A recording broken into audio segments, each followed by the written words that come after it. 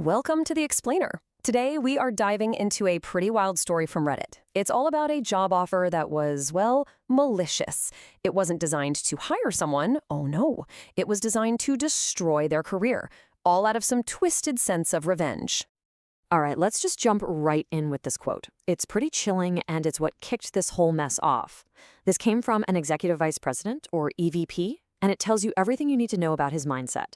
It's petty, it's vengeful, and it set a really, really shocking plan into motion. So here's the setup. You've got this talented former employee, right? He'd left the company on totally good terms to go get his MBA and a better salary. Now he's looking to come back. He's interviewing for a big promotion and assistant vice president role, and pretty much everyone thinks it's a great idea. Well, almost everyone. And get this, the interview, it went great, like perfectly. But behind the scenes, something else was going on. The EVP pulls our narrator aside, he's the original poster, the OP on Reddit, and reveals this unbelievably malicious plan. He's going to offer the guy the job, wait for him to quit his current one, and then, bam, pull the offer, citing some bogus excuse. All of this just to, quote, teach him a lesson about loyalty. Can you even imagine? What's absolutely wild is how quickly this all unfolds. We're talking about a single week. In just a few days, the interview happens, this evil plan gets revealed, and our narrator decides to do the right thing. He secretly warns the candidate. And the candidate? Oh, he makes a brilliant move. He decides to play along, just to see how far this vindictive EVP is willing to go. Okay, so this brings us to the whistleblower's big decision. I mean, what do you do in that situation? You're faced with this ethical nightmare. The OOP knew they couldn't just let it happen, so they decided to act, knowing full well it could cost them their job. And our OOP did not go to HR empty-handed. Not at all. They came prepared. We're talking a mountain of evidence. Audio recordings of the EVP laying out his plan, emails, the whole story. And they didn't just present the evidence. They drew a line in the sand. They told the chief personnel officer, basically, you handle this guy or I'm out of here by Friday. So how do you think the company reacted? Did they address the rogue executive? Nope. They turn on the whistleblower. The OOP gets pulled into this fake performance review at a company that, doesn't even do performance reviews. And just like that, they were fired. So they're literally escorted out of the building. But the OOP gets one last word in. They send a final email to the company CEO laying out absolutely everything that happened. And the response? This cold, one-sentence reply, it's just a masterclass in corporate speak for, we're burying this. Absolutely chilling. But wait, the story is not over. Not by a long shot.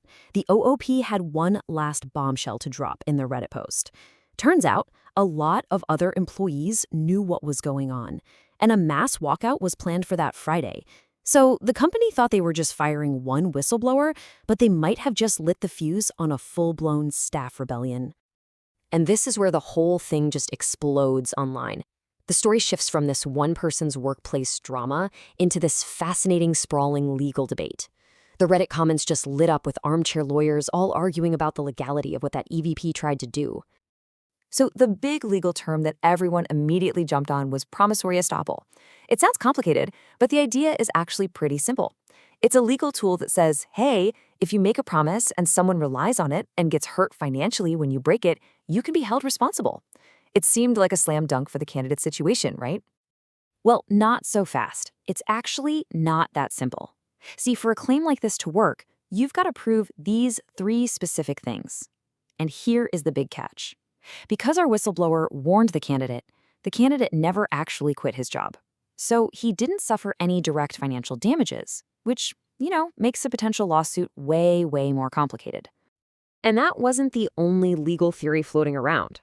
Other Redditors brought up a totally different angle called tortious interference. Basically, it's about intentionally messing with someone's business relationships. This whole debate just goes to show you how murky the law can get when it comes to these kinds of workplace disputes. What started as this one crazy story from a company in Texas quickly became a launch pad for this huge conversation about corporate culture, the real role of HR, and what it's like to be a worker in America today. This comment from the thread really nails a key part of the discussion. People were pointing out that HR's job is supposed to be to protect the company, but by firing the whistleblower and protecting a toxic executive, this HR department was doing the exact opposite. I mean, think about it. A rogue EVP is a huge liability, and by trying to bury the problem, HR was actually putting the company in way more danger. Then the conversation got super specific, and it all centered around this number. Commenters who knew Texas law pointed out that the state actually caps non-economic damages at $250,000. Now, that might sound like a lot, but it's a really crucial detail that can determine whether a lawyer will even bother taking a case like this. And from that one number, the whole debate just exploded.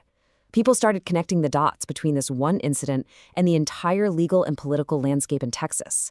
They were talking about right-to-work laws, about something called tort reform, and about the political ideas that really shape the balance of power between a boss and an employee. It got deep. Okay, so after all that drama, after the legal deep dive, the cultural commentary, you're probably on the edge of your seat wondering what happened next, right?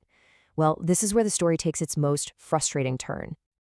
Yep, that's right. The original post is from back in 2018, and it was never, ever updated. The flare on the Reddit post says it all. Inconclusive. We are left totally, completely hanging. There's no resolution to this incredibly tense story. And so we're all just left with these massive, lingering questions.